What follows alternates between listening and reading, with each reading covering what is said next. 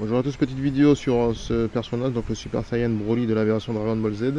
Donc un peu différente de la version Super. Donc j'aime bien particulièrement ce personnage car et du coup la création du producteur, car il y a des situations qui sont similaires à la réalité. Donc pour rappel, Broly, d'après la fiction, est né le même jour que Goku et il subira quelques traumatismes, ce qui pourrait peut-être expliquer son caractère, son comportement vu dans les deux premiers animés.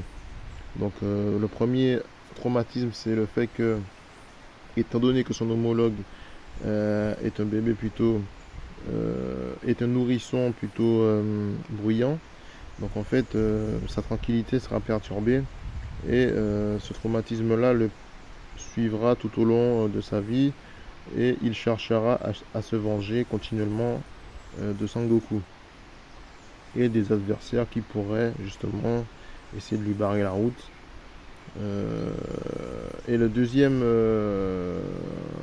traumatisme, c'est le fait qu'il ait subi de la jalousie, de la crainte due à sa puissance.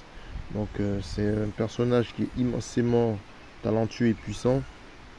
Il est né avec 10 000 unités, ce qui représente comment dire, la puissance d'un combattant d'élite adulte de l'armée du roi Vegeta.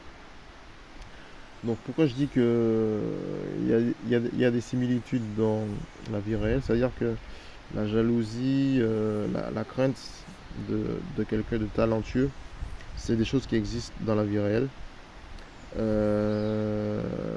Donc dans la fiction avec Broly, c'est le roi Vegeta qui a un fils, donc Vegeta fils, euh, qui, qui voudra sa perte. Donc en fait, il va poignarder le nourrisson, Broly, et condamnera en fait lui et son père à l'exil.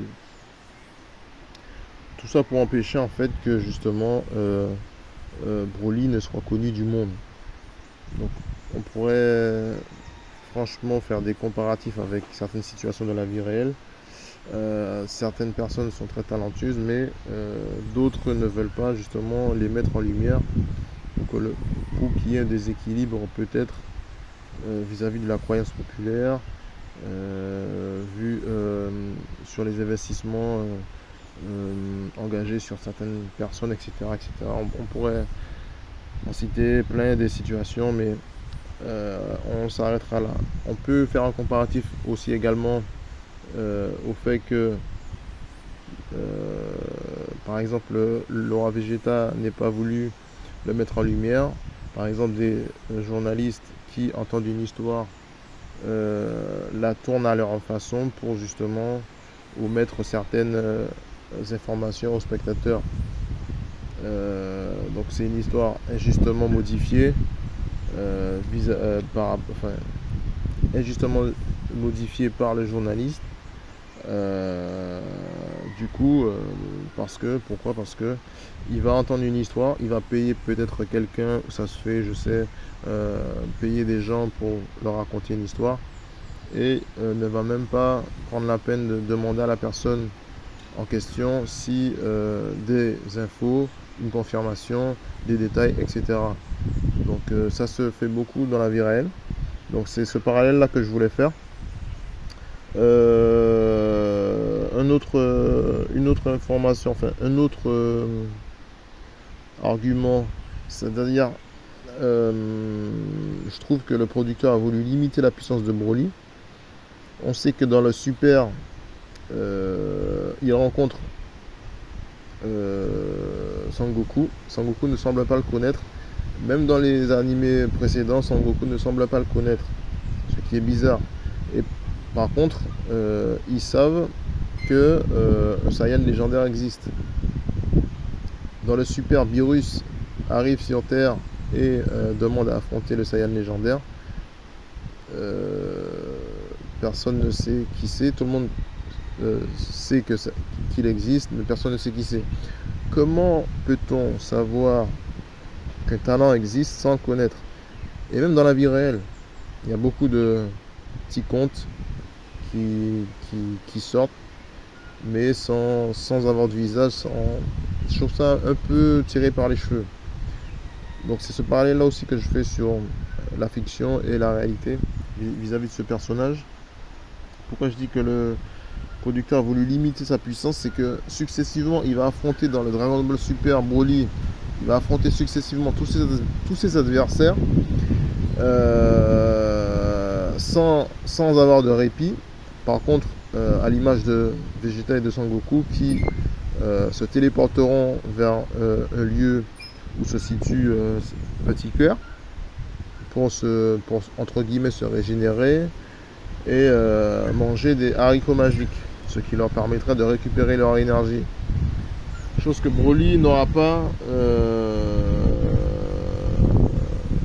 l'avantage d'avoir. Donc les deux se transformeront, fusionneront et affronteront et ce personnage là, donc Gogeta, affrontera Broly. On voit Broly se transformer en full power, mais on ne voit pas le pouvoir du full power. Donc je trouve ça un peu bizarre aussi.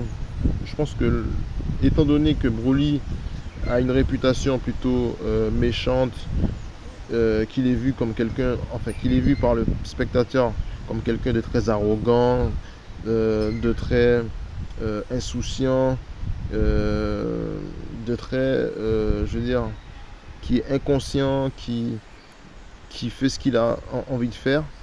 Je trouve que le producteur a voulu rester sur cette direction-là, donner au spectateur cette direction-là et ne pas lui donner justement, ne pas finir avec le film en ayant Broly comme vainqueur.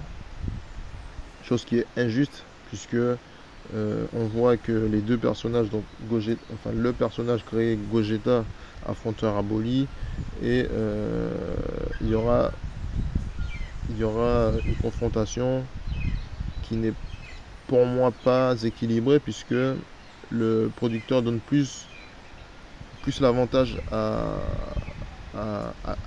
Gogeta sans donner justement des éléments, des atouts à Broly pour pouvoir se défendre. Donc c'est un peu, encore une fois, c'est un peu tiré par les cheveux. Je trouve que dans ce genre de situation là, et pareil, les amis de Broly évoquent le gardien dragon Chiron pour le libérer. Pourquoi le producteur n'a pas fait comme vœu de redonner l'énergie à Broly? Je veux dire, on pourrait mettre au conditionnel plusieurs situations et arriver à un résultat différent. Donc c'est de ça que je parle. Je pense que le pouvoir de Broly est bien plus important que ce que le producteur nous a montré, parce que justement la croyance populaire fait que ce personnage là est vu comme quelqu'un de méchant. Mais est-ce vraiment, si on compare à la réalité, quand on a un premier regard sur quelqu'un, c'est peut-être pas forcément la vérité. Il faudrait peut-être demander vraiment à la personne comment elle est, ou peut-être bien côtoyer la personne de plus près pour savoir comment elle est. Une première approche n'est jamais vraie. Donc c'est sur ce parallèle là que je vais en finir. Broly, c'est un personnage vraiment qui porte à réflexion, je pense, sur comment justement certaines situations est abordées dans la vie réelle, etc. Donc pour ça, je vous dis à très bientôt.